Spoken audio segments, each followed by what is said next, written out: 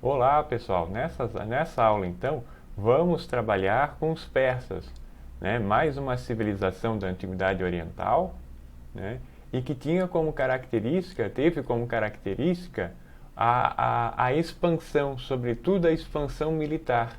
Então também é uma civilização que trouxe uma contribuição para o mundo ocidental e que tinha, na expansão militar, uma de suas características. Vamos então para a localização geográfica, né? A sua localização então fica no Oriente Médio, né? E foi uma sociedade que se organizou a partir do atual Irã, né? Então ficando aqui nessa região, ó, do Irã, né? Muito próximo ao Paquistão, ao atual Afeganistão, né? É um país vizinho do Iraque, Síria. Então é essa confluência de povos, né, no Oriente Médio, sobretudo na Antiguidade Oriental, né? Apenas praticamente o Egito é que ficava um pouco mais distante, mas as outras, né? Fenícia, os hebreus, né? A Mesopotâmia, todos eles, né? Muito próximos do Irã, né? Do atual Irã, onde os persas são originários, né? Então essa é uma característica importante. Então vamos ver a formação desse império, né? Como ele se deu. Então por volta de 550 a.C., Ciro realizou, né, a dominação do Reino da Média. Então isso é interessante também, porque nós vamos ter, por exemplo, com relação à Grécia, nós vamos ter as guerras médicas. Por quê? Porque eles chamavam os persas de medos, né? Por quê?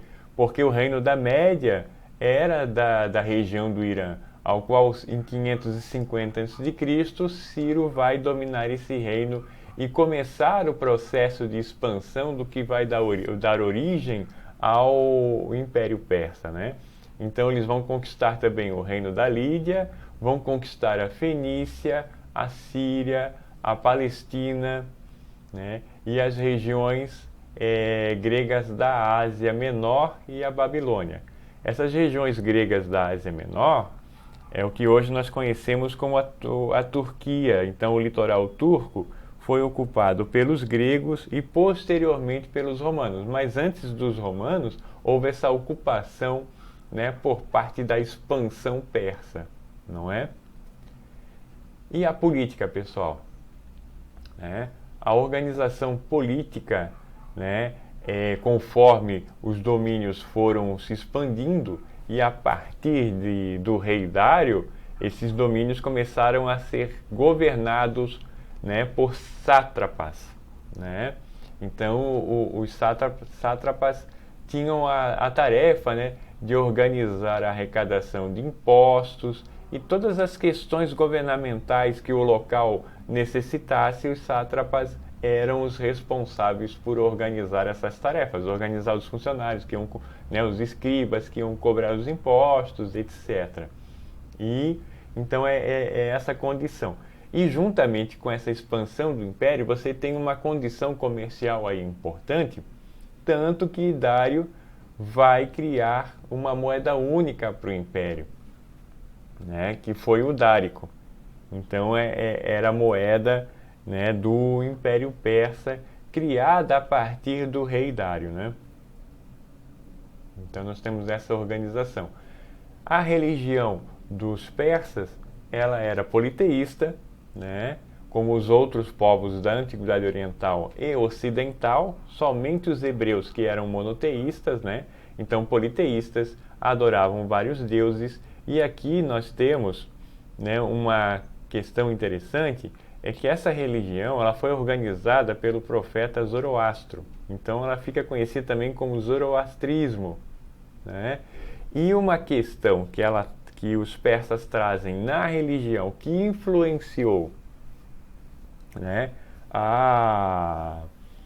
o mundo ocidental, que influenciou inclusive o cristianismo, né, é o dualismo religioso. Não só o cristianismo, como o islamismo também, que é o dualismo religioso, que é essa separação entre o bem e o mal. Então isso é uma condição característica, tá, da religião persa. Eles trouxeram essa novidade, digamos assim, né? Então, Aura Mazda ou Mazda, o deus do bem, e Ahriman, o deus do mal. Então, nas outras civilizações, inclusive a greco-romana, Grécia, Roma Antiga, né, o Egito, a Mesopotâmia, a Fenícia, não havia essa diferenciação entre o Deus do bem e o Deus do mal. Tá? Quem vai trazer isso são os persas e acabam influenciando também os hebreus nesse sentido. Por isso que o cristianismo também tem essa condição, né? Essa dualidade entre o bem e o mal, essa disputa de forças entre o bem e o mal. Isso vem da religião persa, que traz essa contribuição ou essa influência ao mundo ocidental, ao cristianismo sobretudo, ok?